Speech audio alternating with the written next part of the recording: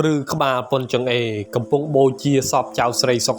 ស្រាប់តែលោកយាយម្នាក់ត្រូវបានអមនុស្សចូលសន្ធិដ្ឋភ្លាមខណៈមនុស្ស2-3នាក់ចាប់ពុំចង់ឈ្នះសូមចូលរួមរំលែកទុក្ខដល់គ្រួសាររបស់សពផងគួរឲ្យសង្វេគណាស់លោកអើយក្មេងស្រីម្នាក់ស្លាប់ទាំងវ័យក្មេងដោយសារតែជំងឺគ្រុនឈាមនេះបើតាមបងស្រីម្នាក់ដែលត្រូវជាសាច់ញាតិបានបង្ហោះសារថានៅតែមិនអស់ចិត្តនៅតែមិនអស់អាល័យខ្ញុំសួរខ្លួនឯងថាខ្ញុំដេកយល់សពមែនទេអូនអើយអូនដូចគេងលក់អញ្ចឹងចោះទម្រាំឪពុកម្ដាយប្អូនមិនដឹងចង់ប្រេះទ្រូងយ៉ាងណាទៅអ្វីដែលមិនអាចដូរបានគឺសេចក្តីស្លាប់ពេលនេះបនសពប្អូនធុនសវណ្ណៃនៅភូមិព្រះរាមរាំងសីស្រុករលាផ្អៀងខេត្តកំពង់ឆ្នាំងនៅឡើយតែបន7ថ្ងៃមិនទាន់ដឹងគ្រួសារមានលទ្ធភាពធ្វើឬយ៉ាងណាទេព្រោះគ្រួសារសពបានកើតជំងឺគ្រុនឈាម2នាក់ទៀតហើយគឺពិនិត្យឈាមឃើញនៅថ្ងៃបនសពតែម្ដងជាមួយគ្នានោះដែរប្អូនស្រីក៏បានបន្តទៀតថាមានអមនុស្សចូលសន្ធិដ្ឋលោកយាយរបស់ខ្លួនអំឡុងពេលចាប់ផ្ដើមបូជាសពប្អូនស្រីសវណ្ណៃគាត់គ្រុនឈាមសូមប្អូនទៅឲ្យបានសេចក្តីសុខណាសរុបមកខាងលើយើងពិតជាចូលរួម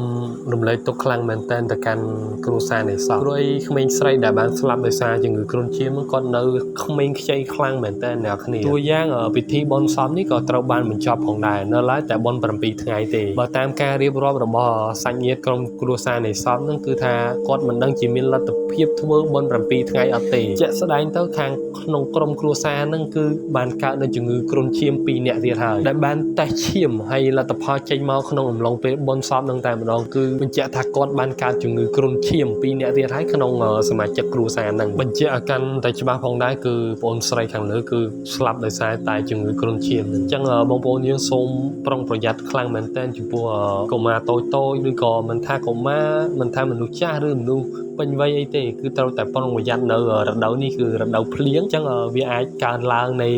មូសយ៉ាងគំហឹកអញ្ចឹងណាអញ្ចឹងយើងទាំងអស់គ្នាគួរតែរួមគ្នាលុបបំបាត់ប្រភពនៃមូសលុបបំបាត់ប្រភពនៃការចម្លងជំងឺគ្រុនឈាមក្នុងនោះទៀតសតក៏មានការបញ្ជាក់ពីសាច់ញាតិក្រុមគ្រួសារនៃសពតែបងស្រីម្នាក់ហ្នឹងគាត់និយាយថាម្លងពេលដែលបូជាសពបងស្រីហ្នឹងបើតាមការរៀបរាប់របស់បងស្រីម្នាក់ដែលជាសាច់ញាតិនៃគ្រួសារនៃសពហ្នឹងគឺថាលោកយាយដែលជាយាយរបស់ចៅស្រីហ្នឹងគឺត្រូវបានអមនុស្សចូលសន្ធិដ្ឋអញ្ចឹងធ្វើឲ្យគាត់រំរែកពេញហ្នឹងតែម្ដងទៅជាក់ស្ដែងទៅយើងឃើញមានមនុស្សប្រហែលជា2-3នាក់គឺចាប់គាត់អត់ឈ្នះទេបាទនេះគឺជារឿងអបិយជំនឿមួយដែរគឺបងស្រីនោះគាត់សន្និដ្ឋានថាគឺអមនុស្សចូលសន្ធិដ្ឋលោកយាយតែម្ដងក្នុងឡុងពេលដែលបូជាសពរបស់បងស្រីហ្នឹងអញ្ចឹងហើយវីដេអូនេះក៏មានតែប៉ុណ្្នឹងដែរយើងមានតែធ្វើការចូលរួមរំលែកទុក្ខទៅកាន់គ្រួសារនៃសពផងដែរ